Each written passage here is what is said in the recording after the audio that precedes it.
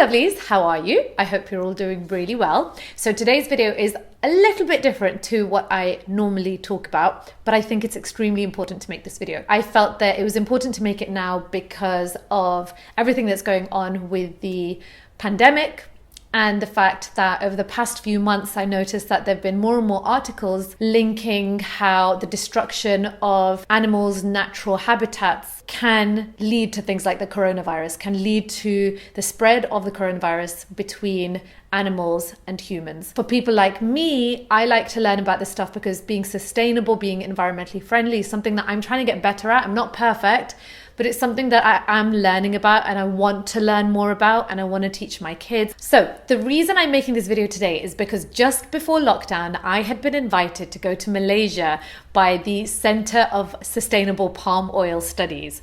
I was super excited. I was dropping hints on my Instagram. I even took the vaccines. Like, I was fully ready to go. And unfortunately, then the pandemic hit and my flight got cancelled. But it's something that I still wanted to explore. The reason I was invited there was to see how sustainable palm oil production takes place. And I was so looking forward to going into the forest. Literally, you guys, I did all my shopping. I had forest friendly clothing. I had learned all about the things that I shouldn't be doing. My doctor was like, don't swim in any lakes. I was like, gotcha. No swimming in lakes from me. Oh, I was also looking forward to going to the orangutan sanctuary. Apparently there's a really cool one there, and they've got various things in place. Obviously, where sustainability is concerned, animal welfare has to be front and center. So I'll be honest, I didn't have that much knowledge about this topic before I had looked into it. Palm oil is in almost everything that we have. And you guys, I want you guys, this is a challenge, go to your cupboards, your food cupboards, or your makeup or skincare cupboards, go and look at the ingredients in the products or the food products, whatever it is that you're looking at. You will find 9 times out of 10 that palm oil is a key ingredient in those items. And I found that really interesting. And it was a bit of an eye-opener in that it seems to be this omnipresent ingredient that can sometimes, in some cases, be getting sourced in an unsustainable way. Other than learning more, for me, I also wanted to hear from the brands that use palm oil, right? So I reached out to a couple of contacts that I have in various brands, beauty brands specifically, and I asked them about the use of palm oil in their products and whether or not they could let me know if it was sustainable. The really cool thing is that most of the brands who replied had said that they were either using sustainable palm oil or were looking into making that possible. So it was really encouraging. So the oil itself is extracted from the core of the fruit. And to make the production more sustainable, the way that they collect the fruits without causing damage to the forest and of course to the habitats there is really important here. So it's something that I wanted to investigate, put my journalism hat on, and I wanted to learn more about this topic. So I invited 2 special guests to have a Zoom conversation with me. The first person I'm going to interview is Dr. Nafeez Ahmed. He's a former environmental blogger for The Guardian. He's also an academic and author who's written around the issues of sustainability and climate change in many of his publications. So Nafeez, I really wanted to start with the basics and talk about what palm oil is and why there's so much media interest around it. What's the big fuss? So palm oil is what you call a vegetable oil. You might be more familiar with things like sunflower oil, other types of oils which are really common, but they're often also used in cosmetics, beauty products, and they're really, really widespread. Palm oil is pretty much everywhere. If I open my kitchen cupboards, I was just looking at some of the labels the other day. It's like palm oil is pretty much in everything. It seems to be everywhere. And then I realized that, hang on, it's also there in my skincare products. It's also there in my beauty products. So why is everyone so concerned with palm oil? The biggest challenge we have with some commodities like palm oil is that they have been involved in deforestation. The driving force behind that is that us consumers are, we're buying these products, but that creates this demand for more palm oil. So what's happening in a lot of these countries is they're clearing tropical rainforest in order to grow the palm oil. Palm oil is grown in different tropical regions around the world. The biggest sources of palm oil are in Southeast Asia, mostly in Indonesia and Malaysia. I know alone from the beauty industry, it's booming and it's only going to get bigger. What initiatives are there out there that we can, as consumers, can be more aware of when choosing to buy products that contain palm oil? If you just ban palm oil, it's exactly as you said, Amena, you can't stop the demand. People are still going to want to buy products. The problem is that palm oil as a crop is really efficient. So it actually uses less land, it uses less water, and it uses less fertilizer than lots of these other vegetable oils. We really have to solve sustainability at source.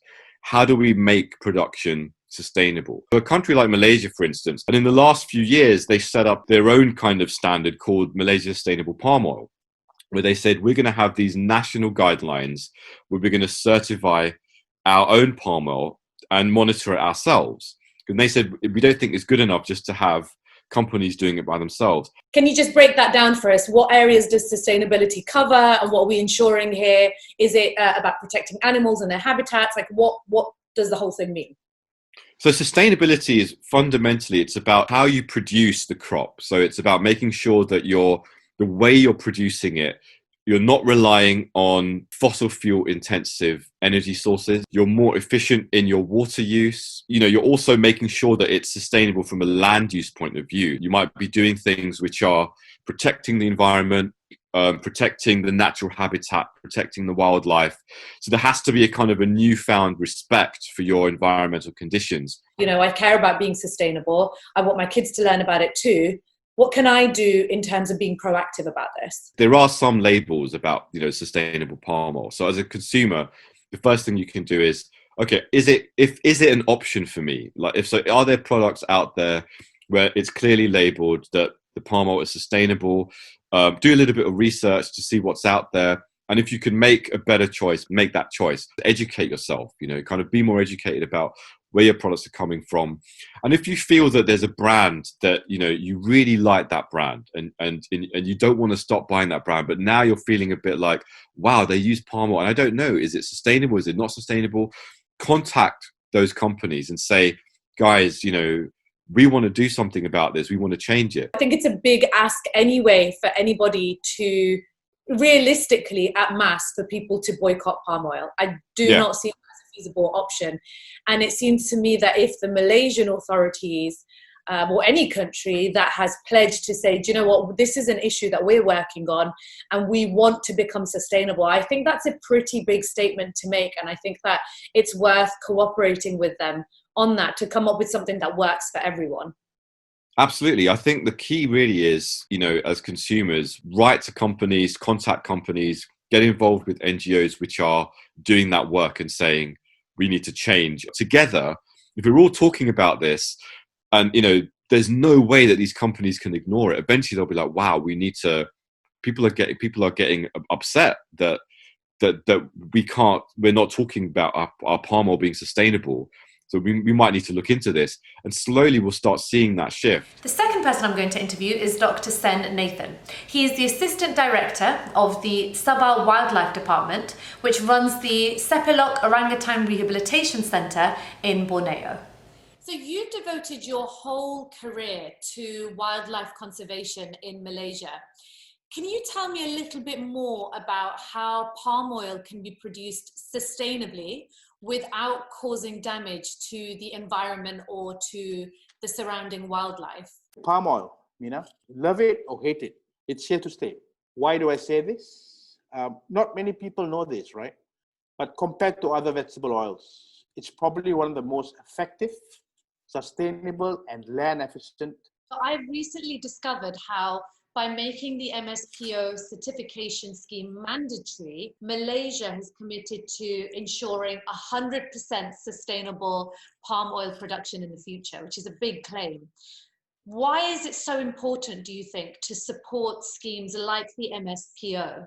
This is a homegrown certification program which was launched in 2015, and its standards has been established to reflect the realities of palm oil industry. The MSPO certification addresses the environmental, social, and economic aspects of palm oil production in Malaysia, the good thing about MSPO, because it's homegrown, it looks at the Malaysian scenario. Palm oil is one of the biggest economic drivers of Malaysia. It has alleviated poverty among Malaysians in the past 40 to 50 years. You cannot deny that. And most importantly, Mina, it looks at the identification of high biodiversity values areas and rare, threatened or endangered ecosystem or species.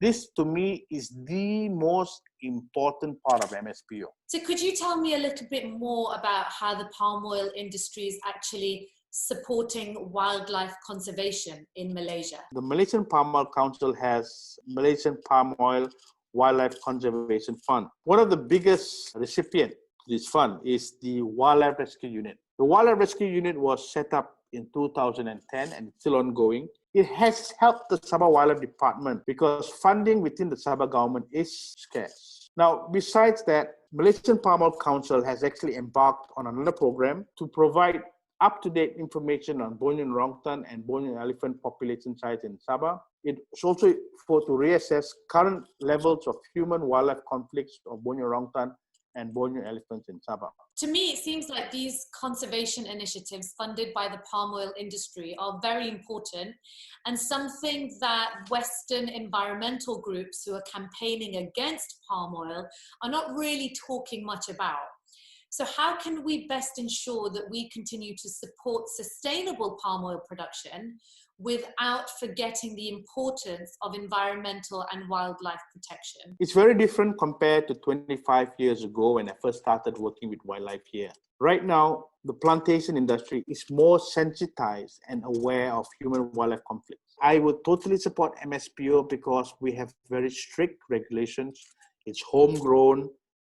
It basically looks at the criteria and the situation within Malaysia. So let's do a recap. What I discovered through my interviews is that in Malaysia, they have something called the MSPO. This stands for Malaysian Sustainable Palm Oil. The MSPO is a national scheme which is legally binding and it ensures that the production of the palm oil is sustainable from start to finish. These are legally binding conditions of the MSPO which ensures that the environment is protected, the animals are protected, and the farmers are protected too. I think it's important to support initiatives like MSPO because the more backing they get, the more power they will have to ensure that the palm oil that we're getting in our foods, in our makeup, in our skincare is sustainable and that it's not harming the environment and it's not harming the animals. I really hope that I can actually visit Malaysia and take you guys with me at some point. I've got the jabs, so I'm ready to go. But if not, I hope that this video served as a good lesson for you guys, that you learned something new. I know I did throughout the whole process. Thank you so much for joining me today, and I will catch you guys very soon in my next video. Mwah!